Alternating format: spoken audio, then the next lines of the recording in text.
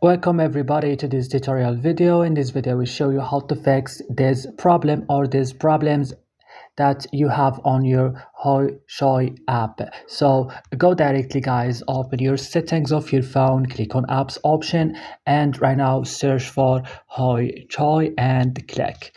Right now you will find this list of options. Open storage, click clear cache only and back. Click on force stop, click here OK. Open your battery, make it on optimized mode. Right now guys, you have to turn on your airplane mode and turn off it. After this, go to Play Store or App Store if you use iPhone, and right now search for Hoichoi and you need to update it. And after this, restart your phone after the update and your problems will be solved. Don't forget to like and subscribe in our channel. See you in another tutorial.